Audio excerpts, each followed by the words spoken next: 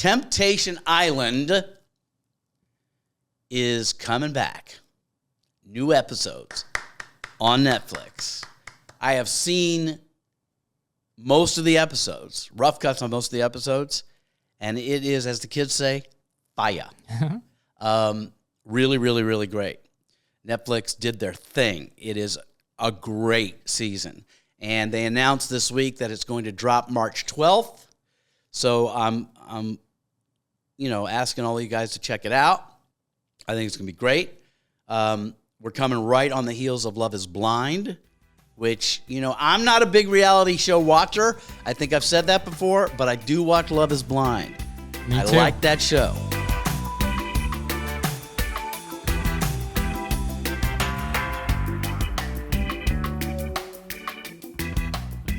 What's up, everybody? Welcome to Bonfire Talks with Mark Wahlberg. The bonfire is lit again, and let's get into it. A lot to talk about today. Hi, Kaylin. Hi, buddy. Hey, Mark. How you doing? Fantastic. Feeling pretty good. Yeah. First of all, a couple things. First of all, I'm trying to be like my daughter and be a social influencer. I actually got something. Look. Glasses? Yes. Thank you, Caddis. Caddis Life glasses. I can see again.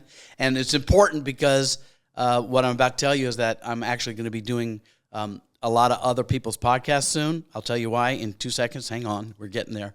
But I can't have Rite Aid reading glasses. I can't be wearing the $10 ones I'm getting off of Amazon. So I'm really grateful for Caddis for sending me these really beautiful glasses that are like legit and I can see again. So thank you, Caddis. Little shout out. Little love for your boy from Caddis. Right? There you go. All right. So I can see stuff. A couple things I'll get into in a minute. But first of all, you're looking at a new dude. I had surgery Wednesday, about 12 days ago. Mm-hmm. Got a brand new hip. I know that sounds like I'm this old guy who's got to get new hips, but it was like an injury from playing basketball and stuff, so I had to get a new hip.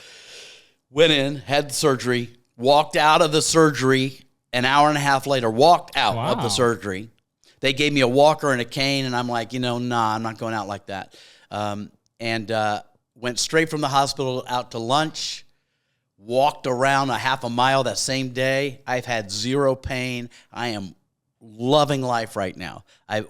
You know what? You want to talk about small things that are big wins in your life? I put on my socks today. I could pick things up off the ground. I think at the very least, I'm going to improve my golf game by at least 7 strokes. That's the real important one. That's all that really matters here. I mean, that's worth any surgery.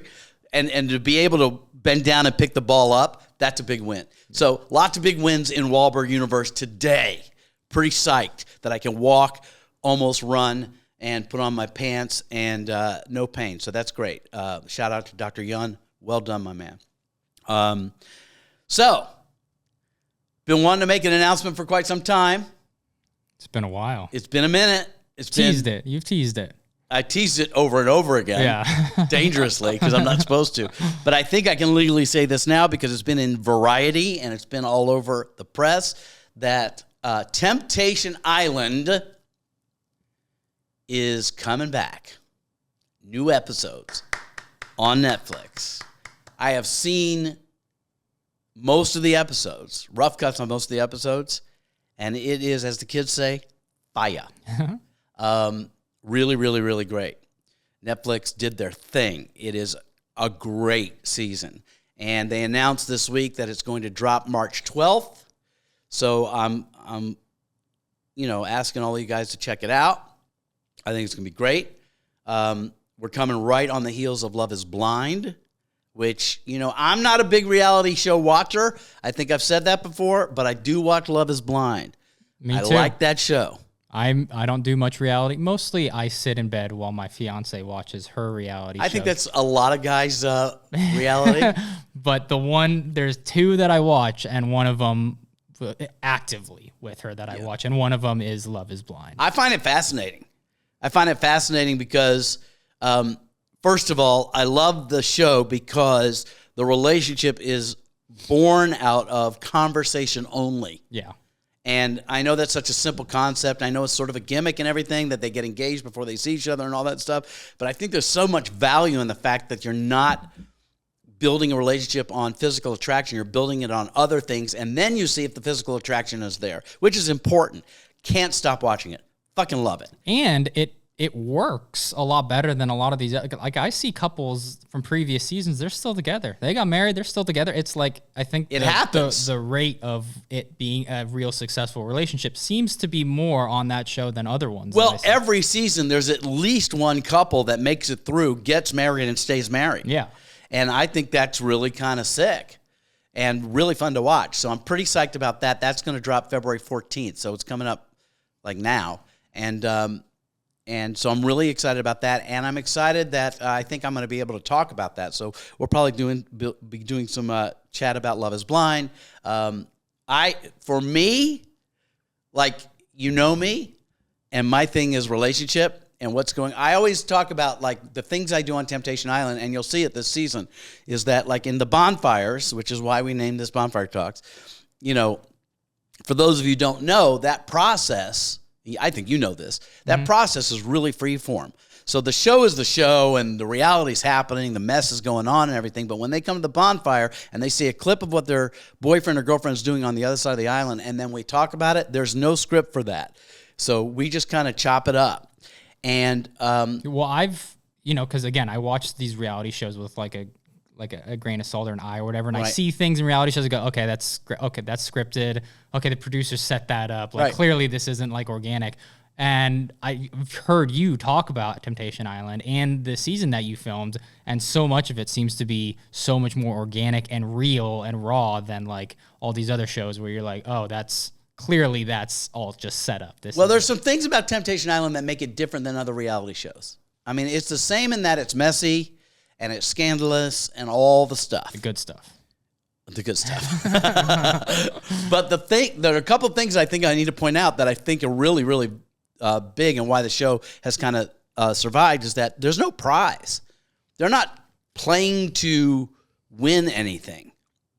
You know? Yeah. So they come here because they choose to come here, and that's another conversation that I always say is like, I don't know why you choose to come here, but since you came here, we're going to do this thing that's not scientific, but I do know that the people who go through it learn things about themselves. What I was going to say is, in the bonfires, they come to the bonfire, right? They have no idea what's going on the other side of the island. We show them a clip. Obviously, the clip is like everything's great. You know, it's deep. Well, I wanted to ask you about this because I saw it floating around social media the past couple of days. I don't know how new it is, but I feel like it is pretty new. Oh, the new viral video that came out of Spain? Yeah, that one. I saw that this morning, and I knew we were coming in to talk. I go, is this real? Like, did this just happen? What is this? I can't speak to how they do it in Spain. Well, and just to give context, it's the Spanish Temptation Island, and a guy is watching his girl cheat. And it happens he twice, loses his shit. Yeah. And he kicks over the monitor and runs off set and is on the beach flipping out, and that's now gone worldwide viral. But what I'll say about that is when the bonfires happen, right? So here's the thing about relationships, you guys. When you're in a relationship that's not firing on all pistons and you're wondering if it's worth fighting for, you know you love one another, or at least you know whatever your previous definition of what being in love is, you thought that was it. And now everything's up, and you don't know. And now you've given yourself the permission to be single again, so people are acting out, things are happening, people are cheating, or whatever phrase we want to call it, and now you see it. And what I'm constantly coaching to and talking about is, you come into the island saying, we have a problem in our relationship because he's doing this or she's doing this or I'm not, this is what's going on. And I always say it has nothing to do with the other person. We think it is. We think it's they're not giving me what I want or he's always doing this. Or that's not it. In my opinion, what it is you're in a relationship that's defined by what you thought a relationship was. right? Right. And what I think happens or what I try to guide them to on the show is what you thought a relationship was brought you to where you are. What I'm hoping happens while you re-engage in being single again is that you look at what you want a relationship to be. How can you grow it into something different so that you don't repeat the behavior? And that it's about your behavior, that whatever relationship you're in is a mirror of whatever you're putting out or accepting or allowing and have allowed. And a lot of times those relationships that are dysfunctional aren't the first ones that are like that. They're the first, second, third, or fourth relationship that's similar to the one before it. You keep repeating the pattern. And so while they sit across from me saying, I can't believe he did this, I can't believe she did this, this is what I'm up against, this is the thing, right?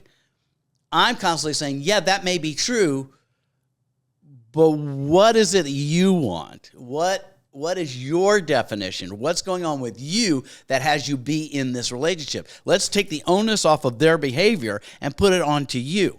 So my way of doing this, and again, and I just say this all the time. I say it all the time. I'm going to say it again. I'm just a game show host, dude. I'm not a therapist. I don't have any idea what that is other than my own therapy. But my instinct is I listen to not what you say, but why you said it. Because what I find is people say stuff thinking that's the thing, but it's not the thing. What you're saying is not the thing. What you're saying are words that you want to believe. But behind those words, the reason you chose that sentence is an emotion you're feeling that you haven't identified yet. And so I'm constantly saying, okay, yeah, you can't control them. Let's talk about you. I know this is painful to see, but what does that bring up for you about your relationship to love? Not to him or to her, but to you and what you deserve, what you think you don't deserve, and what that relationship is supposed to look like. That's what Temptation Island is for me, right?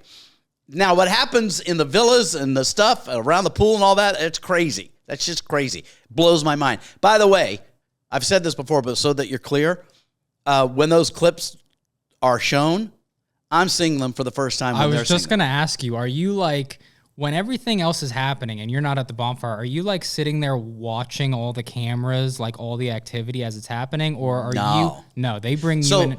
So here's the setup, right? There's 2 villas, gigantic production, right?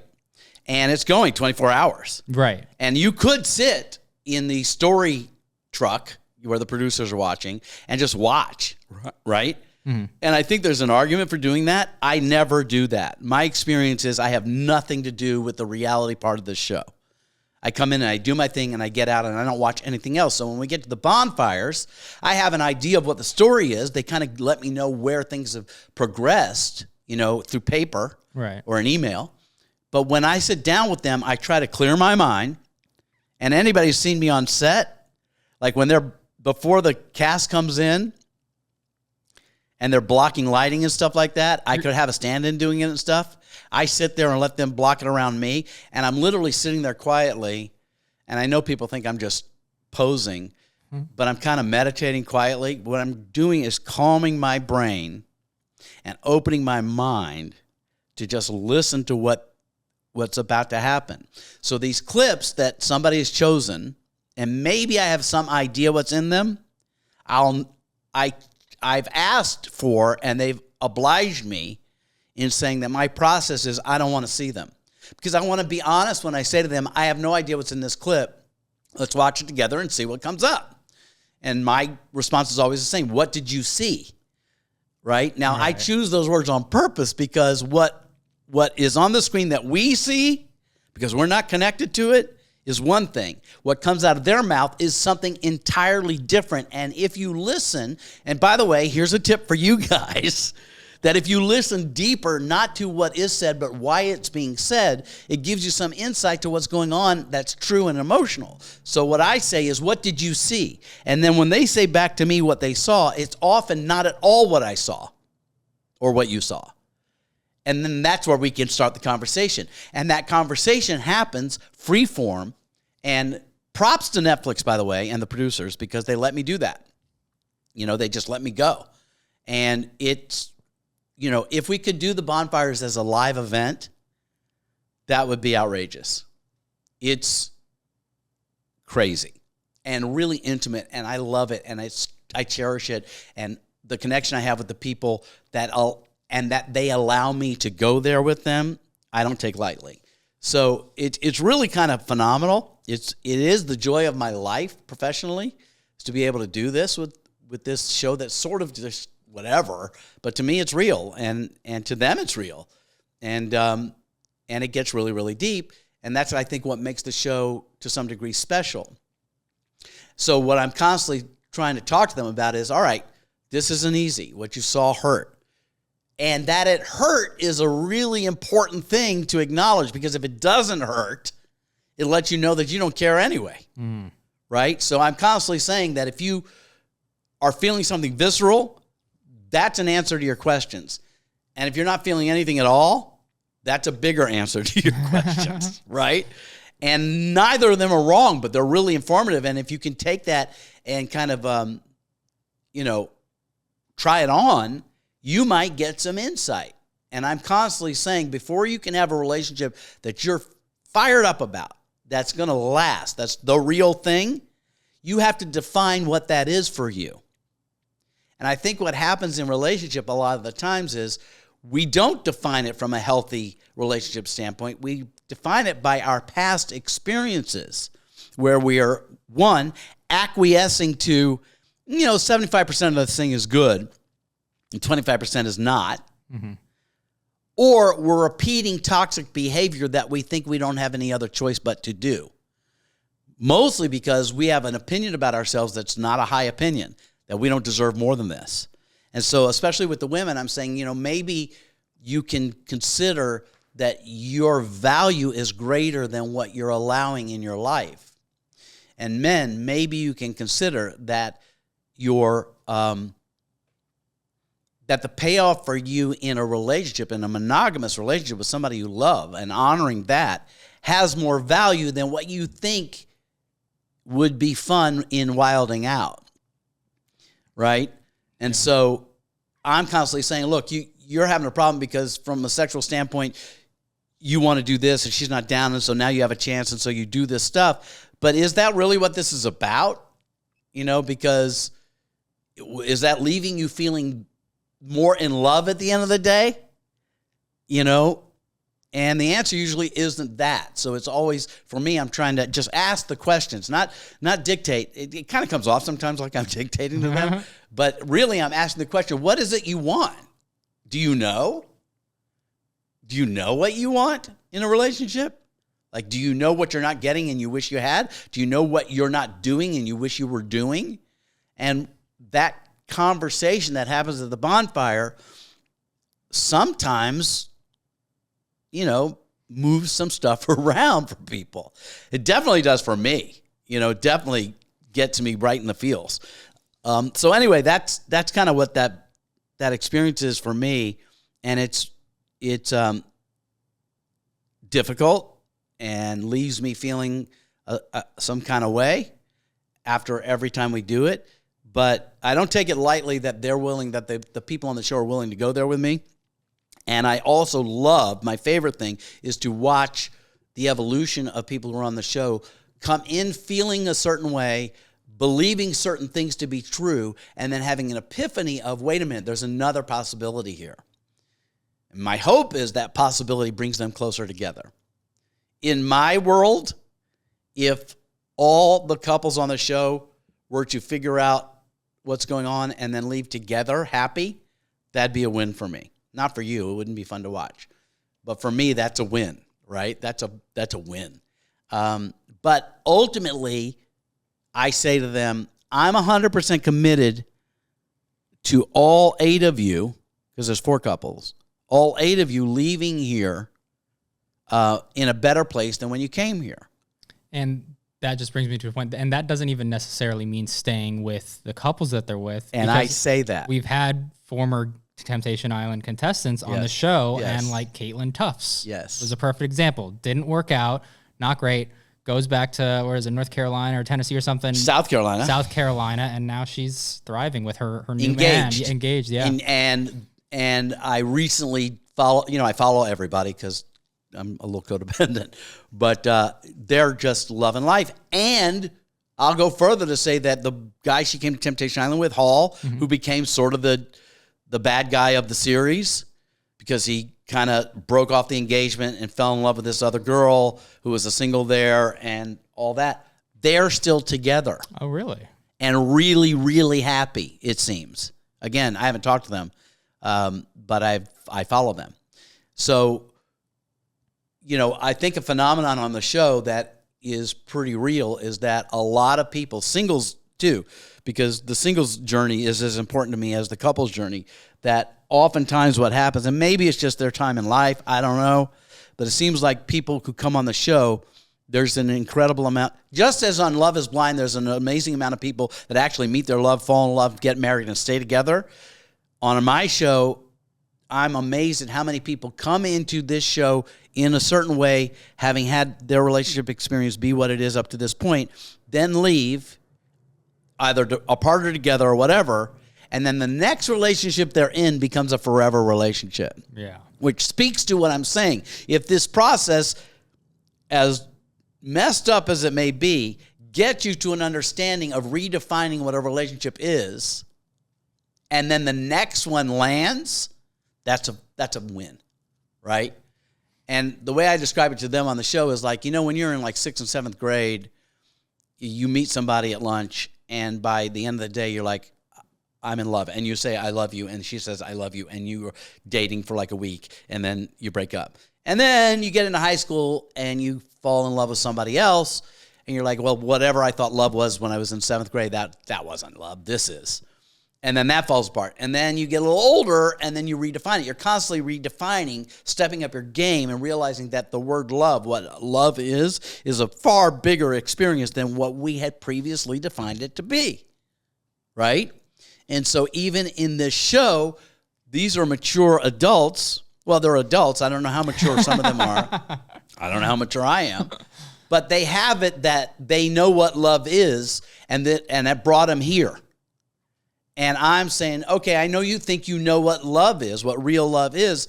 Could there be something more that you've yet to experience, or, and more likely, you didn't think you were allowed to have, and how do I give you permission to have it? And the way into that is, let's have a little conversation about Fantasyland and defining, assuming you don't believe you can have it, let's define that if somebody waved a magic wand, and I've said this on the show, if I could wave a magic wand like fairy dust, and you get to have all the things in relationship, what does that look like? And I'm surprised how many people can't say it.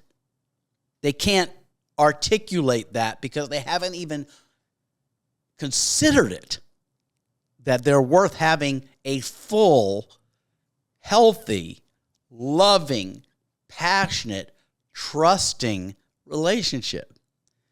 And so what I'm constantly saying is, you can, but you can't have something you don't know exists. So let's have a conversation about what you think that is, even if you don't right now think you can have it. And once we've defined it and we've said it out loud, now we can talk about what it is in your past, what it is in your present that is dictating your future. Maybe we can't erase it, but we can acknowledge it, put a pin in it, and then in the redefinition of it, gives you a space created for that to now happen. It's like a manifestation thing, not to get too heady. But once you kind of acknowledge that there is a possibility of something existing that's bigger than what you thought could exist, you now have access to that. And it happens a lot. And I can't give you any spoilers. But it happens. So as you can see, I'm pretty excited. And I'm really grateful that people in the reality world who talk about reality and stuff like that seem to be excited with the announcement that the show's coming out.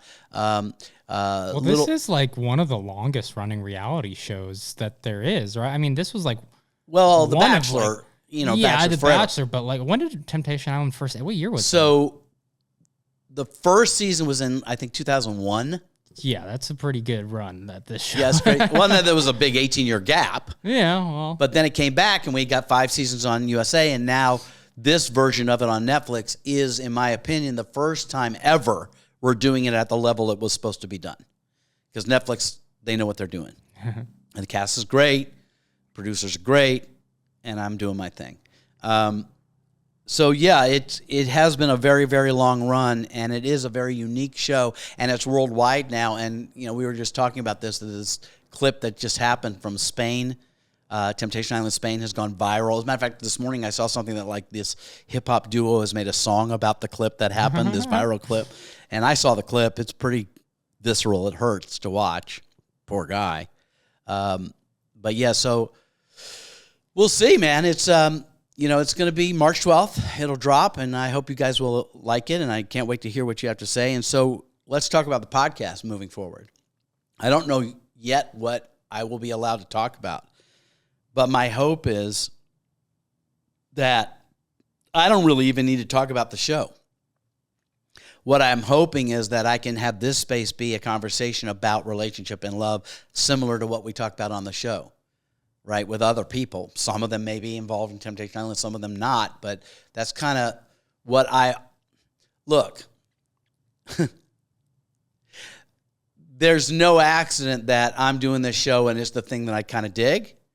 There's no accident that my take on relationship is working on the show, however it works.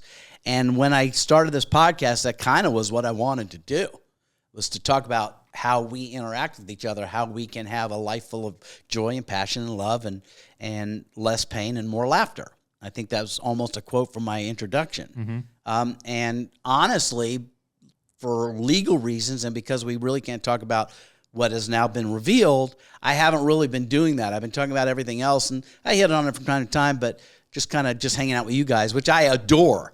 But my hope is that I'm going to be able to lean more into that bonfire kind of vibe, and hopefully you're down to go with me on this. And I'm hoping to have people, not just famous people, but just people like I had Amanda, my friend Amanda, come in and talk about that. And we've talked about it with Goldie. We talked about it with Caitlin. But I'm fascinated by when people are stuck in trying to find that forever relationship. I'm fascinated with that. And hopefully we can do more of that kind of conversation here in the episodes to come. So stand by for that. Gotta cross some T's and dot some I's before we go there, but I think we're going to be able to go there a little bit, and I'm excited about that. I think it's going to be really awesome. But yeah, so I mean, the show's going to be fun to watch. Whether you're down for it at the level that I'm down for it, like the real stuff, and you just want to watch it because it's like wrestling and crazy shit goes down, I can promise you, you're going to get everything you want. Everything you want. I hope that the takeaway is something, I mean, I hate to be so lofty about it, but I hope that even in this crazy reality show, there's a takeaway for you guys that lands for you in relationship that makes a difference or moves something for you. And the feedback I get from people all the time is that they watch the show like I watch Love is Blind and everything else, but same thing happens on Love is Blind. I'll watch Love is Blind with Robbie, and then we'll talk about stuff. It comes up. We immediately project on them what we think is going on. We see what's toxic and what's healthy, and we talk about that. I kind of dig that conversation happens out of these crazy things, which brings me to a point in life. Here we go. I think people hate it when I do this, but whatever. It's who I do. It's who I am. We don't always bloom in the flower pot we think we're supposed to be planted in. Let me see if I can be clear about that. Is that from Robbie? Probably is from Robbie, yeah. But it's interesting to me that I found myself hosting this show that on the surface looks like a crazy train wreck, right? But underneath it provides this space for me to have conversations with real people about real things, about relationship that matters. And if you look at it from a 30,000-foot view, you'd say this isn't the environment for that kind of conversation. This is the environment for crazy reality conversation. The environment for that conversation would be like a talk show or some therapy session or something lofty. And so you kind of say that you can't be that person here. But what I found is where you end up being planted may not look like what you thought it was supposed to look like to have the conversation you're having. But authenticity can grow in any flower pot. And so rather than going, no, not there, I'm not supposed to be doing that here, the answer is any place is where something good can grow, right? Any place, even in the craziest places. In the crack of cement, plants will grow. Life finds a way. So even in a crazy reality show, we can talk about stuff that's absolutely real. And while a lot of it's TV, and I'm not going to sit here and tell you it's not, but the takeaway sometimes has value. And that's my goal. I don't know how to do it any other way. So that's kind of my challenge to you guys, is that, look where you're at and realize that even if it doesn't look like what you thought it was supposed to look like, you're there for a reason. And maybe you can make a difference in the place where you are, even if it doesn't look like what you thought it was supposed to look like, right? Because all of that stuff doesn't matter, is what I'm finding. It just doesn't matter. You can just be you wherever you are, and you're probably better served for doing that. That was quite a sermon. I don't know. What's your thought, Kaylin? What's going on? I'm excited. I'm looking forward to it. I mean, because I've been behind the scenes talking to you about it since you filmed it last year. Yeah. So I've just been waiting for it to come out this whole time. So me too. And I'm excited to see it because I've seen rough stuff, but I haven't seen the whole thing. And what's funny about TV is that, like, you'll see a cut or what you did in the field or whatever.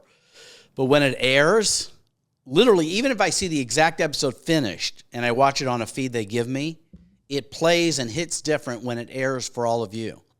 And then the feedback is really something I adore and fear. That's the thing that I'm actually working through, is how to kind of accept both the good and bad with that. So I don't really look forward to that part. I will, a little shout out.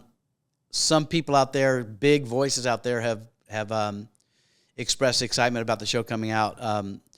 My daughter, Goldie, hot stuff, who's coming up on episodes to come real soon. She doesn't know this yet, but I'm her dad, so she has to do that. Or I cut off her cell phone service.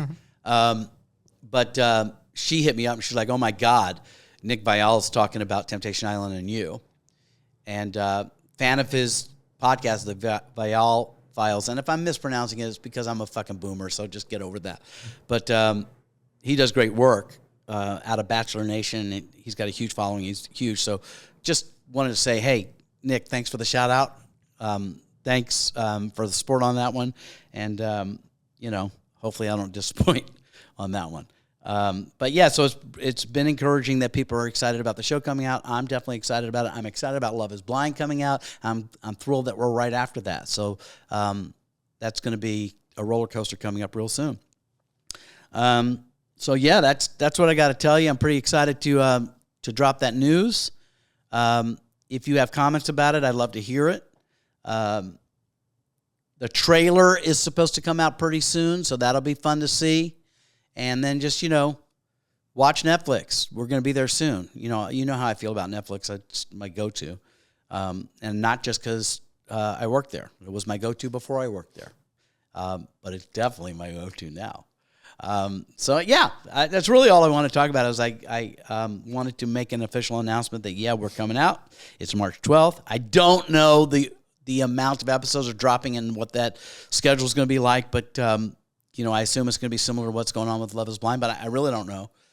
So stay tuned for that. And thanks for the support, you guys. Like, follow, comment, all the stuff, and more to come, and hopefully some pretty exciting guests too. Nothing I can announce today, but hopefully we're going to chop it up pretty good here coming up. Of course, I'm always down for your input. If there's stuff you want to hear from me, stuff you don't want to hear from me, well, I don't really like it when you tell me what you don't want to hear. But yeah, please, hook me up with some info so I can drive this thing to something you want to hear. We read the YouTube comments. Pardon me? We read the YouTube comments. Yeah, God knows we read them. We read them, and Robbie's like, don't read them. I'm like, no, you don't understand. I have to read them and respond to every single one of them. So I will continue to do that because that's just what I do. And that's really all I got for you. I mean, there's a lot I would talk about.